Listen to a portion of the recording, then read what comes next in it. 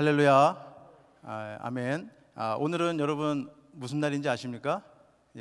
11월이 첫날입니다. 네. 한 달이 이제 지나서 또 이제 11월 달이 시작되는 첫날이 되겠습니다. 여러분, 오늘 말씀은요, 누가복음 8장 1절에서 15절까지 말씀입니다.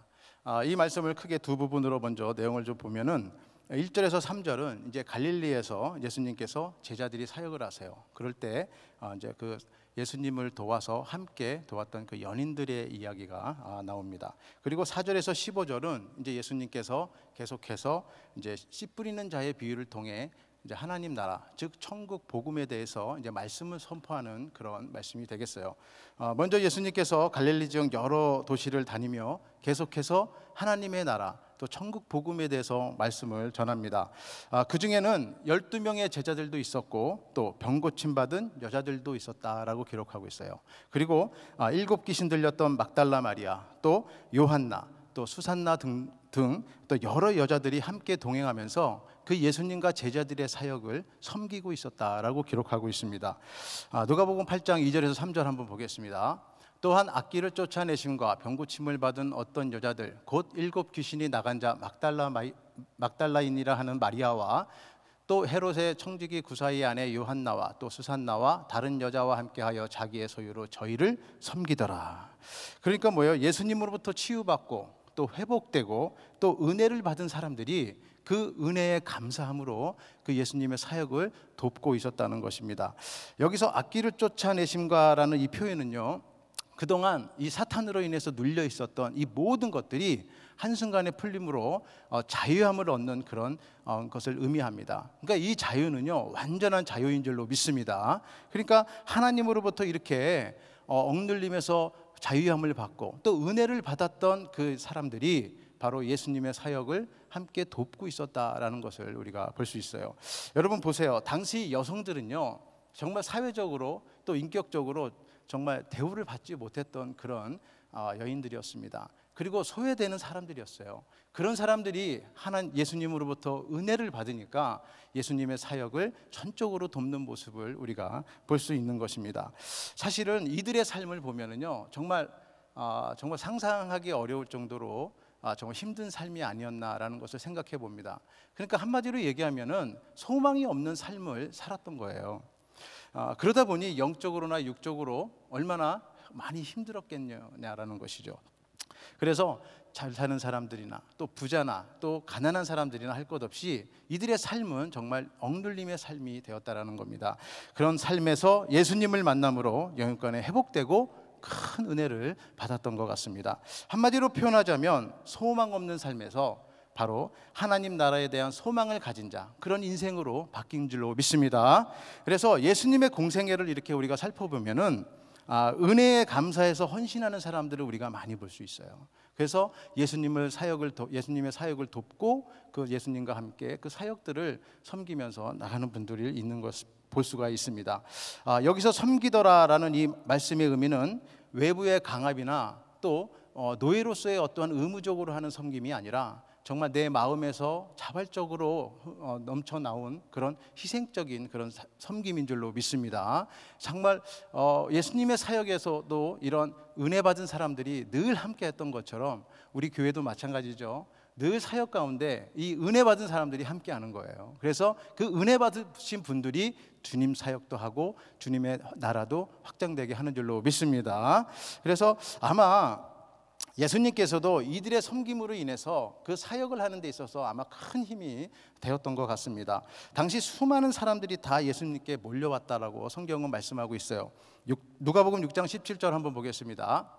예수께서 저희와 함께 내려오사 평지에 서시니 그 제자의 허다한 무리와 또 예수의 말씀도 듣고 병고침을 얻으려고 유대 사방과 예루살렘과 및 두로와 시돈의 해안으로부터 온 많은 백성도 있더라 그랬습니다. 그리고 오늘 본문 8장 4절에도 보면은 각 동네 사람들이 예수께로 나와 큰 무리를 이루니라고 그랬어요. 그러니까 정말 예수님 앞으로 많은 사람들이 온 거예요. 그러니까 그 많은 사람들이 몰려왔을 때 예수님이 그들의 병들도 고쳐주고 또 그들을 가르치시고 또 귀신도 쫓으시고 또 많은 사역들을 감당한 것을 볼 수 있습니다. 여러분, 이 사역들을 다 감당해 나가는 게 결코 쉽지 않다라는 거죠. 얼마나 힘드시겠어요. 왜? 그러니까 그곳에는요, 많은 섬김의 그런 손길이 필요했던 것이죠. 또 물질도 필요했을 것입니다. 그러니까 이 예수님으로부터 은혜를 받은 그 연인들이 이런 모든 예수님의 사역의 그 섬김의 자리에 그 손길을 같이 함께 했다라는 것이죠. 그러니까 예수님의 동역자가 되어서 이 모든 것을 감당한 그런 사람들을 이렇게 말씀하고 있는 거예요. 그래서 막달라 마리아와 또 요한나는 결국에는 예수님과 끝까지 같이 한 것을 우리가 볼 수 있어요. 그래서 예수님의 부활을 가장 먼저 그 소식을 들은 여인으로도 성경에 기록되고 있습니다. 누가복음 24장 9절에서 10절 보겠습니다. 무덤에서 돌아가 이 모든 것을 11사도와 모든 다른 사람에게 이들에게 고하니 이 여자들은 막달라 마리아와 요한나와 야고보의 모친 마리아도 또 저희와 함께한 다른 여자들도 이것을 사도들에게 고하니라.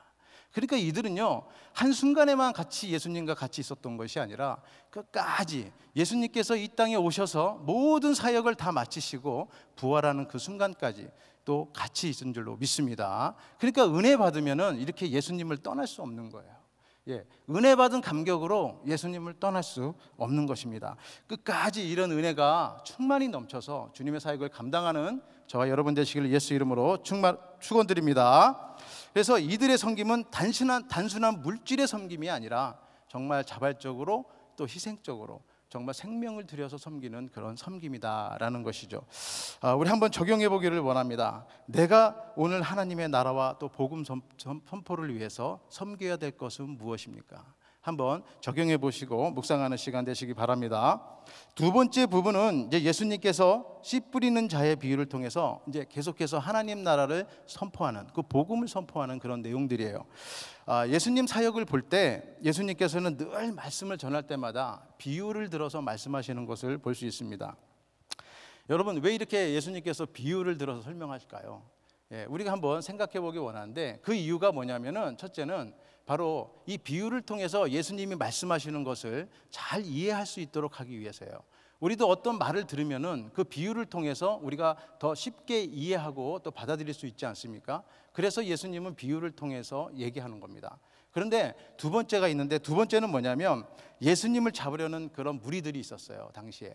그래서 그 당시 그 무리들, 바리새인들이나 종교 지도자들에게 그 예수님이 하는 그 말씀에 대해서 트집을 잡게 하지 못하게 하기 위해서 비유로 들었던 것입니다. 그러니까 아직 때가 되지 않으므로 아직 예수님께서는 많은 사역들이 있잖아요. 그 사역으로 인해서 그 말씀을 비유로 통해서 드리지만 어떤 사람에게는 쉽고 이해되기 좋은 그런 말씀으로 비유로 받아들이는 반면 어떤 사람들은 그 쉬운 비유도 알아듣지 못하는 것이죠. 그래서 누가복음 8장 10절에 보면은 예수님께서 이렇게 말씀하세요. 가라사대 하나님 나라의 비밀을 아는 것은 너희에게는 허락되었으나 다른 사람에게는 비유로 하나니 이는 저희로 보아도 보지 못하고 들어도 깨닫지 못하게 하려 함이니라 그랬습니다. 당시 이 바리새인들과 이 종교 지도자들이 하는 이 생각하고 있는 하나님 나라의 개념은 좀 달랐습니다. 이들은요, 단지 하나님 나라가 이 지상에 세워지는 그냥 왕국으로 생각했어요. 그래서 이 왕국으로 생각해서 자신들이 기다리는 그 메시아가 오심으로 이 모든 열방을 심판하고 또 이 다윗의 모든 또 명예를 회복하고 또 이스라엘의 영광이 또 이렇게 회복되는 것을 계속해서 믿음을 가지고 생각하고 있었어요. 그러니까 이런 것들로 꽉 차 있는 이런 종교 지도자들 또 이 바리새인들은 예수님이 전하는 이 쉽고도 이 비유적인 이 말씀을 받아들일 수가 없는 것이죠. 그러니까 이들은 자신들이 생각하는 그 메시아가 있는 거예요. 그러니까 예수님께서 이렇게 하나님 나라를 선포하고 복음을 전하는 그 말씀에 결코 이들은 알아들을 수가 없는 겁니다. 이해할 수가 없는 것이죠.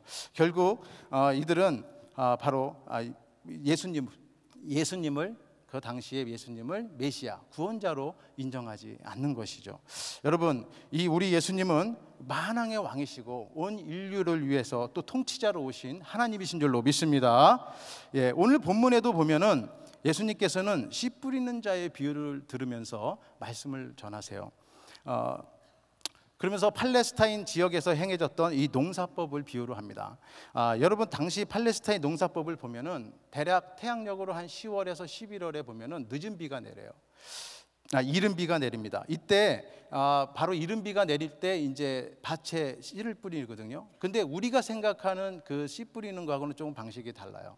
우리가 생각하기에는 먼저 땅을 다 기경하고 딱 간 다음에 그것에 씨를 뿌리는 그런 개념이 있는데, 이 팔레스타인 지역에는 먼저 밭에 씨를 뿌립니다.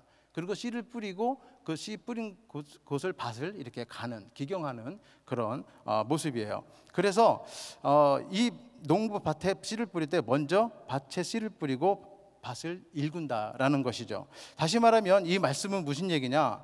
예수님의 말씀을 듣고 그 말씀을 듣는 자의 반응이 어떠냐에 따라서 이 복음의 능력을 경험할 수도 있고 이 복음의 능력을 경험하지 못할 수도 있다라는 것을 얘기하고 있는 겁니다. 오늘 여러분, 우리 함께 씨 뿌리는 자의 비유를 통해서 나의 마음밭은 어떤 밭인지 한번 우리가 생각해보는, 점검해보는 시간 되길 바랍니다. 먼저 첫 번째 씨앗이 길가에 떨어진 경우입니다. 길가에 떨어진 씨앗은요, 새가 물어간다고 그랬어요. 이 말씀은 예수님의 말씀을 듣기는 들어요. 그러나 그 말씀을 듣고 내 마음이 완악한 마음이 되어 있는 상태에서 그 말씀을 거부하는 겁니다. 그러니까 그 말씀이 내 마음 안에 들어오지 않는 거죠. 그래서 그걸 새가 물어간다라는 겁니다. 누가복음 8장 12절 말씀입니다. 길가에 있다는 것은 말씀을 들은 자니 이에 마귀가 와서 그들로 믿어 구원을 얻지 못하게 하려고 말씀을 그 마음에서 빼앗는 것이요. 여러분, 왜 이렇게 마귀가 말씀을 뺏어갈까요? 그러니까 말씀을 들어도 우리 마음이 완악해가지고요, 그 마음이 우리 마음에 들어오지 않는 겁니다. 거부가 되는 거예요. 그것을 누가 해요? 내가 하는 거예요. 내가 거부하는 거예요. 그랬을 때 그 말씀을 마귀가 가로채 간다라는 것입니다. 로마서 10장 17절에 보면은요, 그러므로 믿음은 들음에서 나며 들음은 그리스도의 말씀으로 말미암으니라 그랬습니다. 그러니까 믿음이라는 것은 뭐냐면 들음에서 난다는 거잖아요. 그렇죠? 그 들음에서 나고 이 들음으로 생기는데, 그 듣는다는 것은 어디서부터 시작해요? 말씀으로부터 시작한다라는 겁니다. 아멘. 그러니까 말씀으로 시작해서 그 말씀이 들음으로 믿음이 이제 만들어진다는 거예요. 그래서 이들의 마음은 뭐예요? 말씀을 들었음에도 불구하고 마음이 완악해서 그 말씀을 내가 받아들이지 않는 그런 상황에서 마귀가 그 말씀을 가져간다라는 겁니다. 그래서 뺏기게 되는 거예요. 결국 이 말씀은 믿음의 구원을 얻지 못하는 그런 상황이 되는 겁니다. 두 번째는 씨앗이 바위 위에 떨어진 경우를 말합니다. 이것은 기쁨으로 말씀을 받아요. 그래서 잠시 믿음이 생겨납니다. 잠시 생겨나요. 그렇지만 내 마음 가운데 뿌리 내리지 못하는 그런 상황을 얘기하는 겁니다. 누가복음 8장 13절 보겠습니다. 바위 위에 있다는 것은 말씀을 들을 때 기쁨으로 받으나 뿌리가 없어 잠깐 믿다가 시험을 받을 때 배반하는 자요 그랬어요. 여기서 뿌리가 없다라는 말은 말씀을 듣고 믿음의 반응은 보입니다. 그렇지만 뿌리를 내리지 못함으로 어때요? 어떠한 시험과 또 어떠한 그런 고난이 내 삶에 딱 오면은 그 순간에 모든 것을 다 놓아버린다는 거예요. 다 내려놓는다라는 겁니다. 처음에는 은혜 받고 정말 충만해서 어떤 일이든지 다 할 것 같은 거예요. 뭐 세상 일이든 주님 일이든 어떤 일이든지 내가 다 할 것 같은 그런 마음이 있는데, 어떠한 시험과 고난이 내 앞에 딱 닥치면은 모든 것을 다 내려놓고 그만둔다라는 겁니다. 이런 상황이 바로 바위 위에 떨어진 씨앗이다라는 것입니다. 여러분, 우리가 예수님을 믿고 또 예수를 믿고 신앙생활을 한다고 해서 모든 고난과 환난과 그런 일들이 싹 다 없어지는 거 아니지 않습니까? 그건 우리가 다 알잖아요. 그러니까 그렇게 알기 때문에 우리는 더욱더 매일같이 말씀을 묵상하고 기도해야 되는 게 바로 그 이유가 있는 것입니다. 그러니까 말씀을 받고 믿음이 생겨났음에도 그 뿌리를 내리지 못하는 것은 결국 이 시험과 고난이 나에게 왔을 때는 그냥 다 내려놓는다라는 것을 얘기하는 거예요. 결국 우리는 주님의 말씀을 붙들고 끝까지 그 말씀 가운데 갔을 때, 말씀 가운데 거했을 때 우리는 우리 인생에서 오는 환난과 고난, 이 모든 시험들은 다 승리하고 가는 줄로 믿습니다.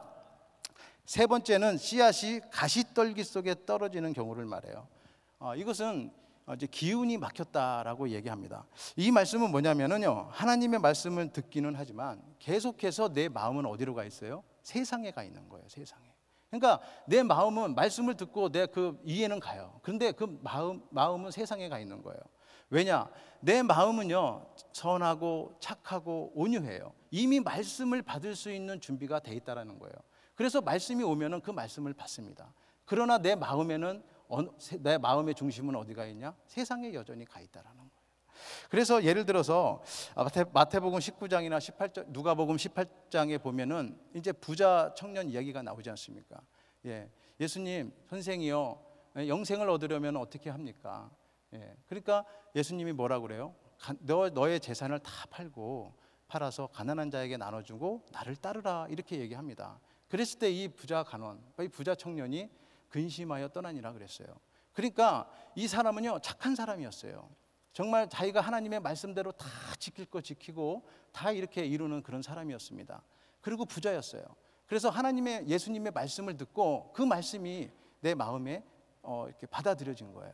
그런데 예수님이 뭐라 그래요? 너의 모든 재산을 다 팔아서 가난한 자에게 나눠주라 그러는 거잖아요. 그랬을 때 이 부자 청년은 근심하며 떠나더라. 아직까지 그 세상에 대한 그런 정욕과 그런 욕망과 그런 삶에 대한 목적이 세상적인 가치관으로 차 있었다라는 거예요. 그러니까 열매를 맺지 못하는 그런 상황이 된 거라는 것입니다. 그래서 이러한 상황은 결국 삶에 있어서 우선순위로 삼지 않고, 하나님을 우선순위로 삼지 않고 세상을 우선순위로 삼고 있는 이런 사람들은 결국 그 세상적인 것으로 인해서 내 마음의 말씀은 떨어졌지만 그 말씀이 세상적인 걸로 지식돼 버린다라는 그런 의미를 말하는 것입니다. 그래서 우리들의 신앙은 어떻게 해요? 성장하지 못하는 거예요. 성숙되지 못하는 신앙으로 그렇게 돼버리는 것입니다. 그러니까 자기 마음대로 신앙생활을 어떻게 한번 해보려고, 잘해보려고 노력을 하지만은 스스로 마음도 다스리지 못하고 절제도 없고 또 결국 세상의 그 정욕으로 인해서 믿음을 저버리는, 결실을 맺지 못하는 그런 상황이 얘기하는 것입니다. 우리도 한번 이렇게 적용해 보기 원합니다. 나에게 있어서 정말 나의 삶에 열매를 맺지 못하게 하는 그런 가시는 무엇입니까? 우리가 한번 생각해 보고 묵상해 보는 시간 되길 바랍니다. 네 번째는 좋은 바로 좋은 땅에 뿌려진 씨앗을 얘기하는 경우예요. 이 좋은 땅에 씨앗이 뿌려지면은 100배의 결실을 맺는다고 성경은 말씀하고 있어요. 오늘 저에게 주신 한 구절 말씀이기도 한데요, 우리 누가복음 8장 15절 말씀 우리 다 같이 한번 읽어보도록 하겠습니다. 시작. 좋은 땅에 있다는 것은 착하고 좋은 마음으로 말씀을 듣고 지키어 인내로 결실하는 자니라. 여러분, 농부가 농사를 짓기 위해서는요, 씨 뿌리고요, 또 그곳 밭을 갈고요, 또 그곳에 거름을 주고 또 물을 주고 또 정말 지극정성으로 그 농사를 지어야 됩니다.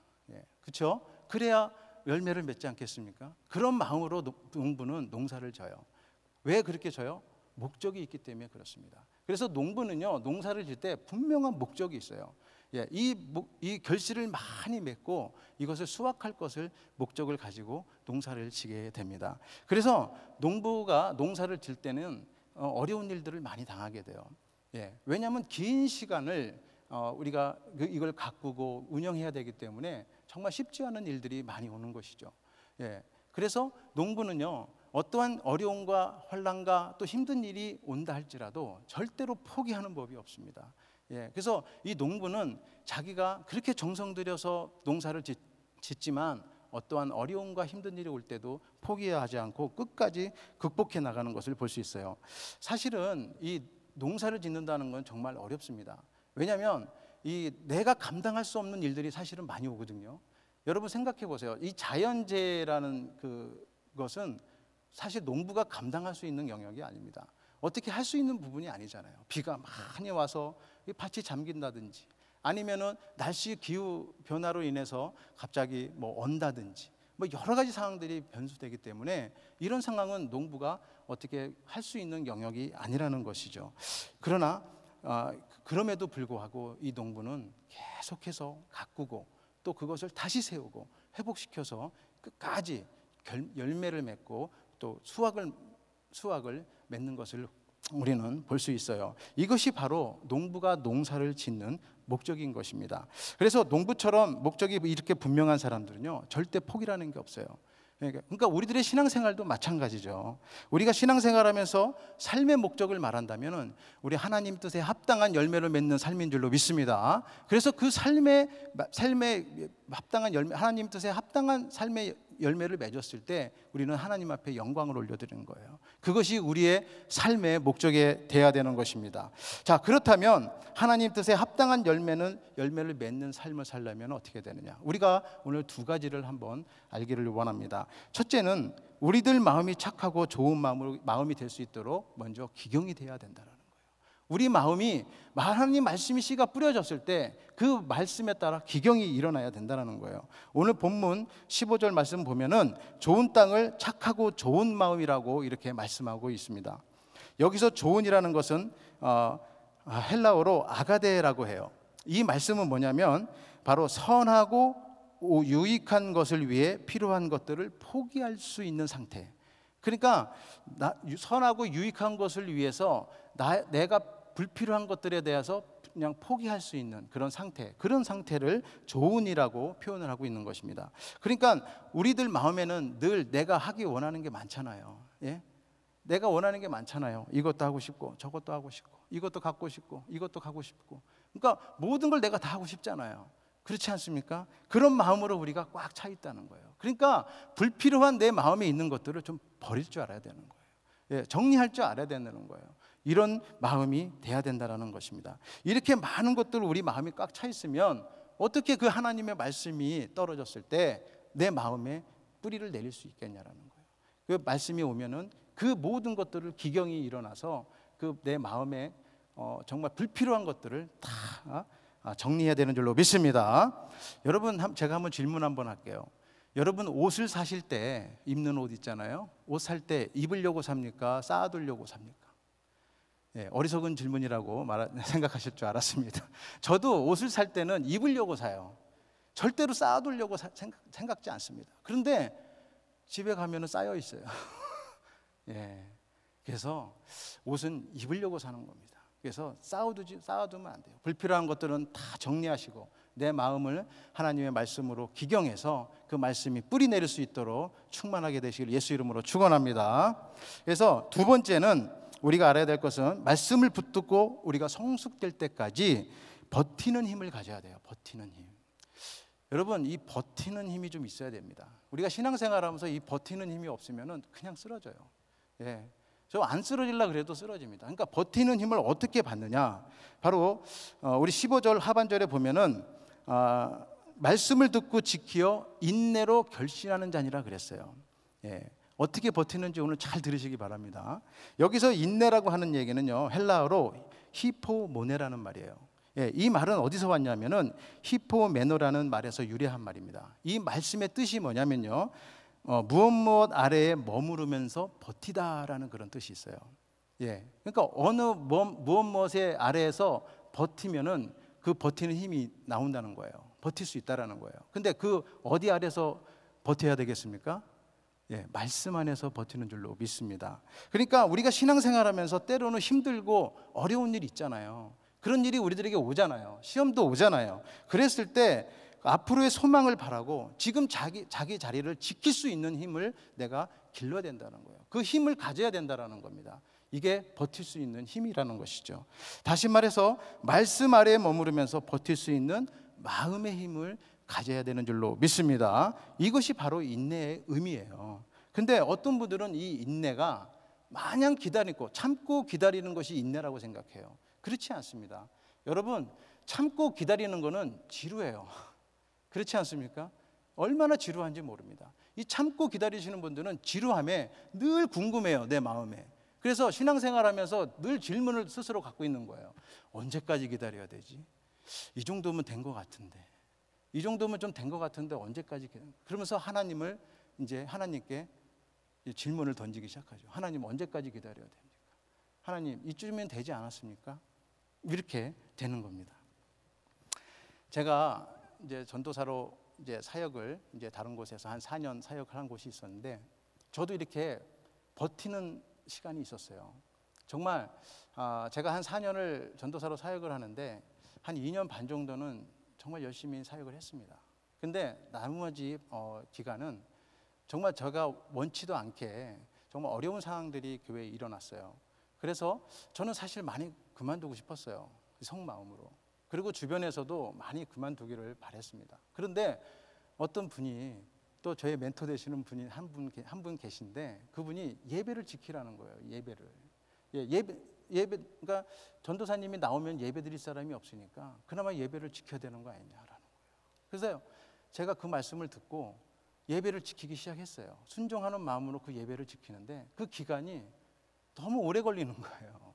그래서 그때 버티는데, 제가 지금 지나서 생각해 보면은 그 버티는 힘이 그 말씀 가운데 머물렀을 때 버티는 힘이 내 마음 가운데 생긴 줄로 믿습니다. 그러니까 늘 예배를 지켰어요. 많지 않은 인원이지만 그 예배를 지키기 위해서 내 후임자는 언제 오나, 후임자 올 때까지 계속 기다리는데, 결국은 1년 넘는 시간이 지났을 때 그 후임자가 오게 된 거예요. 그래서 저는 생각에 어느 누가 오겠느냐라는 생각을 했는데, 결국 와가지고 제가 인수인계하고 이렇게 나오게 되고, 또 이렇게 은혜교회에서 이렇게 사역을 또 다시 시작하게 되지 않았습니까? 이렇게 버티는 힘이 그때 있었기 때문에 말씀 가운데 계속해서 예배를 지키고 또 말씀으로 기도하며 그 예배 자리를 지켰을 때 버티는 힘이 바로 어디서 있어요? 말씀에서 있었다라는 겁니다. 이렇게 버텼을 때 저 이렇게 은혜교회에서 정말 이 풍성하게, 너무 감사하게 이렇게 사역하는 줄로 믿습니다. 이게 열매가 아니겠냐라는 거예요. 여러분, 우리가 신앙생활하면서 이런 버티는 힘이 좀 있어야 돼요. 때로는 힘들고 또 어렵고 또 그런 여러 가지 상황들이 올 수 있지 않습니까? 그럴 때마다 버티시기 바랍니다. 그래서 말씀을 듣고 지키어 인내로 결실을 맺는 그런 충만한 자들이 되기를 예수 이름으로 축원합니다.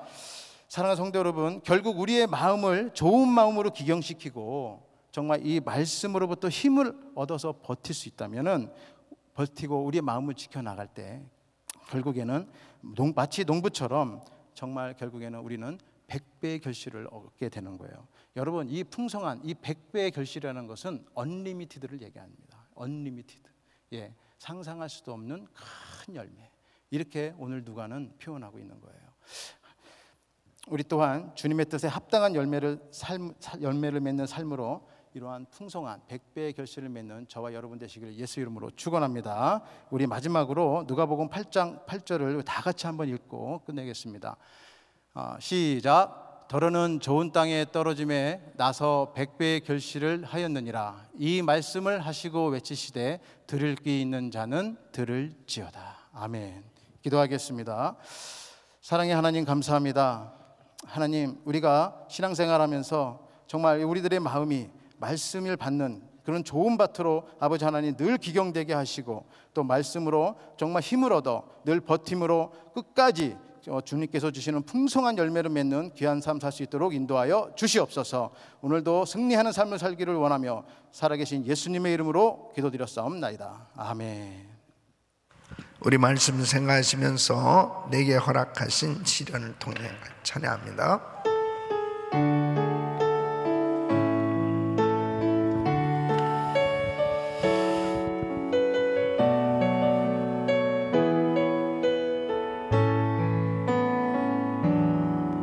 내게 허락하신 시련을 통해 나의 믿음 더욱 강하게 자라나고, 험한 산과 골짜기 지나는 동안 주께 더 가까이 나를 이끄시네.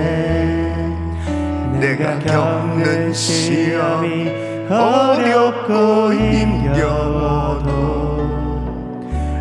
내 주님보다 크지 않네. 내 앞에 바다가 갈라지지 않으면 주가 나로 바다 위 걷게 하리. 두 손 높이 드시고 나는 믿네. 주의 능력으로 내 삶 새롭게 되리. 나는 믿네. 주의 능력으로 담대히 나가리라. 주와 함께 싸워 승리하리라. 날마다 믿음으로 나 살아가리. 나는 믿네. 나는 믿네. 아멘. 주의 능력으로 내 삶 새롭게 되리. 나는 믿네. 주의 능력으로 담대히 나가리라. 주와 함께 싸워 승리하리라. 날마다 믿음으로 나 살아가리. 아멘, 아멘. 우리의 신앙생활에 날마다 100배 열매를 맺을 수 있기를 축원합니다. 하나님의 말씀은 변함이 없고 그 말씀은 진리이기 때문에 우리의 삶 가운데 그대로 이루어지게 되는 줄로 믿습니다.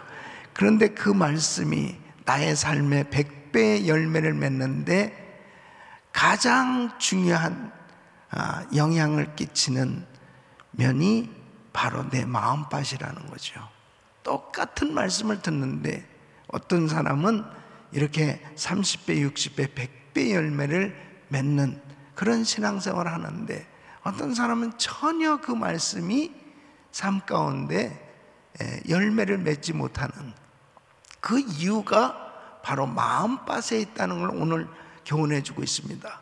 길가와 같은 밭이냐, 돌짝밭이냐, 가시떨기 밭이냐, 좋은 밭이냐, 그것은 바로 내 심령의 상태가 어떠하느냐죠.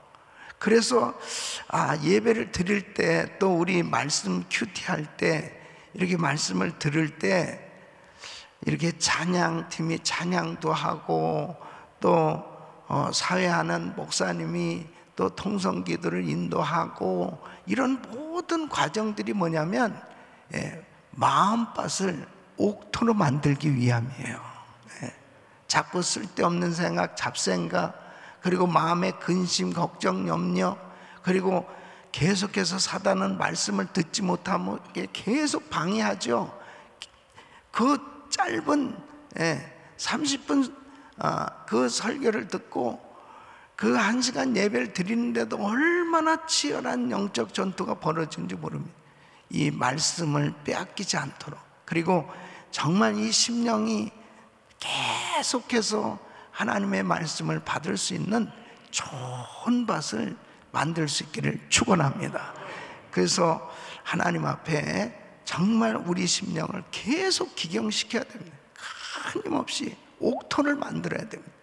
하나님의 말씀이 떨어질 때마다 아멘, 아멘, 이 말씀이 내 심령 속에 정말 잘 박힌 못처럼 그 말씀이 계속해서 내 심령에 열매를 맺을 수 있도록 이것이 습관이 되셔야 돼요. 계속 하나님의 말씀을 받을 수 있는 옥토와 같은 심령이 될 수 있기를 예수 이름으로 축원합니다. 두 손을 가슴에 모으시고 몸이 아픈 날 아픈 곳에 손 얹으십시오. 거룩하신 아버지 하나님, 하나님의 말씀을 읽고 듣고 끊임없이 하나님의 말씀을 보면서도 내 삶 속에 열매가 풍성하게 맺어지고 있는가, 다시 한번 오늘 말씀을 통해서 점검해 보게 하여 주시고, 길가와 같은 밭인지 돌밭인지 가시떨기 밭인지 옥토인지 항상 분별하고 좋은 땅, 좋은 반 만들게 하여 주시옵소서. 역사하여 주시옵소서. 은혜를 베풀어 주시옵소서. 시험, 환난, 염려, 끊임없는 유혹, 이러한 모든 환경 가운데서도 아버지 하나님, 우리의 심령이 기경되기를 원하오니 주여 회개의 영을 부어주셔서 순간순간마다 회개하고, 그리고 정말 더러운 흑암의 세력들을 쫓아내며 아버지 하나님 항상 좋은 맛을 준비할 수 있도록 축복하여 주시옵소서. 역사하여 주시옵소서. 하나님께 받은 은혜에 감사해서 늘 주의 사역에 동참하는 저희들이 되게 하여 주시고, 아버지 하나님, 막달라 마리아처럼 귀신이 쫓겨나가고 병 고침 받고 난 후에 정말 주의 사역을 위해서 온전히 헌신했던 그런 여인들처럼 끝까지 하나님의 사역에 쓰임받는 저희들 되게 하여 주시옵소서. 주여 연약한 육신을 안수하여 주시고 깨끗게 하여 주시옵소서. 모든 암세포는 없어질지어다. 모든 병만은 떠나 갈지어다. 공황장애, 우울증, 불면증 떠나 갈지어다. 예수 이름으로 깨끗함을 져다. 주여 만져 주시옵소서. 이제는 우리 주 예수 그리스도의 은혜와 우리 하나님 아버지의 그 무한하신 사랑과 성령님의 감동, 감화, 교통 충만하신 은총이 열매 맺는 삶이 되기 위해서 항상 옥토와 같은 심령을 늘 준비하길 원하는 모든 성도들 머리 위에 이제로부터 영원토록 함께 있을지어다. 아멘. 아멘.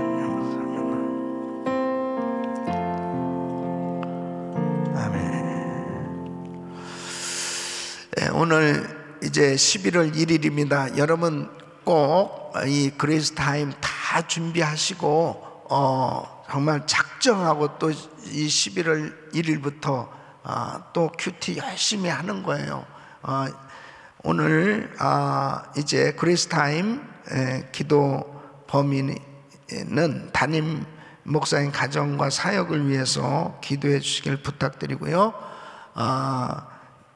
제가 세계 선교 동역 네트워크 지금 국제 대표로 있는데 오늘 우리 킴넷 총회를 줌으로 합니다. 또 말씀 가운데 또 모임 가운데 은혜 주시도록 위해서 기도해 주시고, 이 사역은 EM 중등부 우리 마이클 손 전도사님, 수잔나 권 전사님 위해서 기도해 주시고, 또 우리 교사 선생님들 위해서 기도해 주시길 부탁드리겠습니다.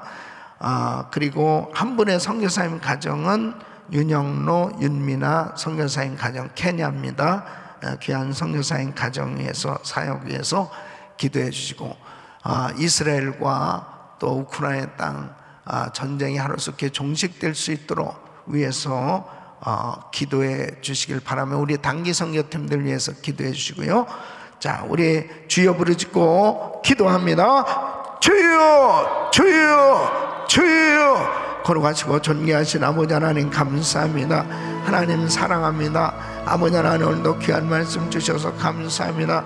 오늘도 아버지 하나님 주여 작정하고 기도하는 모든 제목들 응답하시고 하나님 역사하시고 도와 주시옵소서. 더욱더 간절히 부르짖고 기도하세요. 주여, 주여, 주여.